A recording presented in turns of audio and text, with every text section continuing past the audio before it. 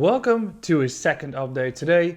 As Bitcoin has been approaching 44k after the inflation numbers came in, but also given the actual strength of the past few days and the actual rumors from Jerome Powell, which stated that we keep the inflation or the rates low for at least the coming years, and we're not looking to reduce the balance sheet. The trend has shifted and we're seeing upwards momentum for Bitcoin. However, the central topic right now still is the Deathcross. So we're going to discuss the Deathcross, we're going to discuss what it is, and we're going to discuss what it can actually do to the price action of Bitcoin and why you should or you shouldn't be using that moving average or that actual indicator if you're trading crypto.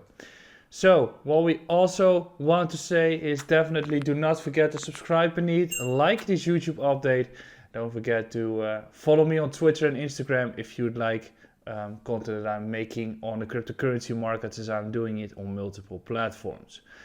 So the Deathcross, it's a important one, as usually what you see when it comes to the markets is that people are, or the overall sentiment and overall topic on the social media has to be one thing. Like, first of all, we've had a topic with the Fed, that everyone is focused on that, which is actually impacting the markets.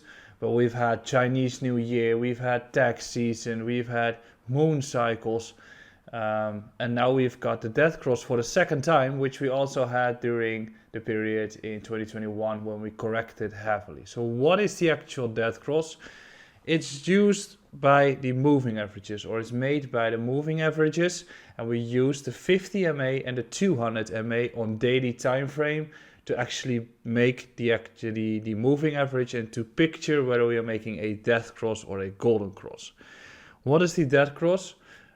If the 50 MA is moving above the 200 MA, so the 50 MA is moving on top of the 200 MA and crosses through the 200 and starts to move beneath it, that cross, that is actually the Deathcross. If the 50 MA is moving beneath the 200 MA and starts to break above the 200 MA, that is what we call a golden cross.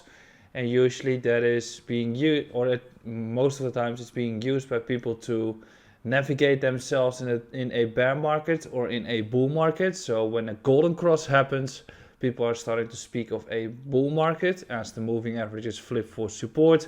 But if we are using them, or if there is a Deathcross, usually the moving averages are being used as resistances, and then we can have a discussion about a bear market. But that's very simple.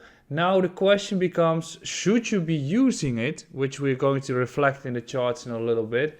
I think you shouldn't, because moving averages overall are a lagging indicator, which I'll be showing in a little bit, and because they are lagging, they don't really represent a price move that you can actually do, or a trade that you can actually do based on that alone. So the Deathcross happens actually after the move, and the golden cross happens after the move, which makes it not a reliable instrument to actually make a trade on. And I think that if you're using it alone, you have been missing the actual moves in between the crosses. So I'm not using it, and I think you shouldn't be using it. Just the same as the head and shoulders pattern. Definitely it's the most obvious thing to see. The Deathcross everyone sees, but you should be reflecting for yourself that if I'm watching this and everyone else is watching this, how can I make a strategy out of this, and are we actually going to follow through?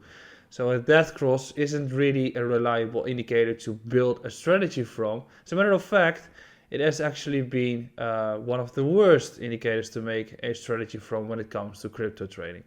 So that's enough of an introduction. Let's head towards the charts, where I can show you that the impact isn't always what you expect it to be. Let's go to the charts.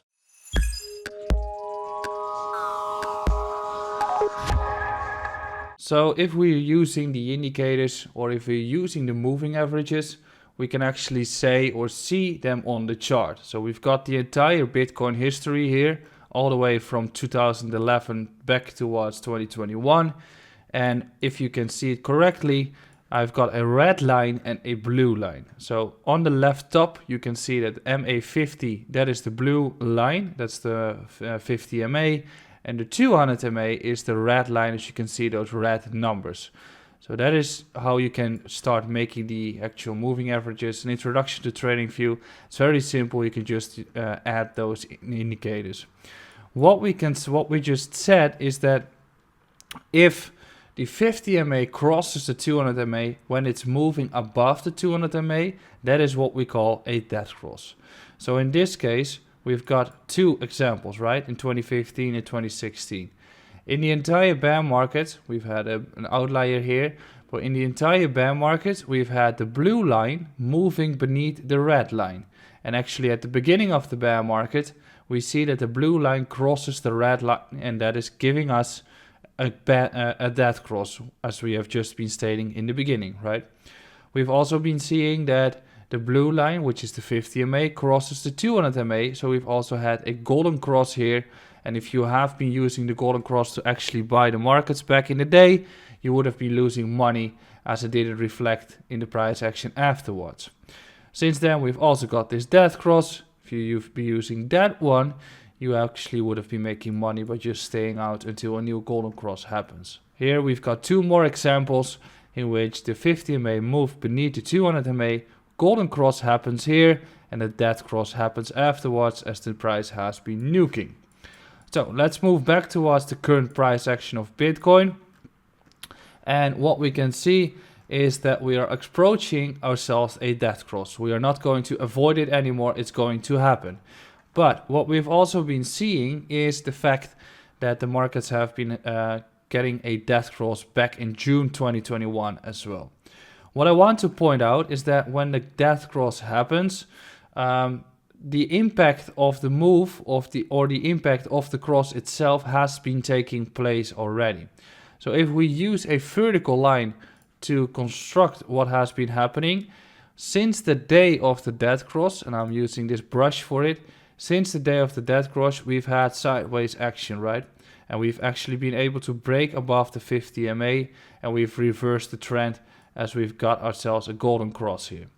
What I mean to say is that we've had the high here, and we've had a breakdown here already, and we've started moving south before the death cross. That is why and how you get one, because prices are moving south, and that's why the moving averages, which are getting closer towards the price action itself, and the lower the number of the moving average, the faster they react.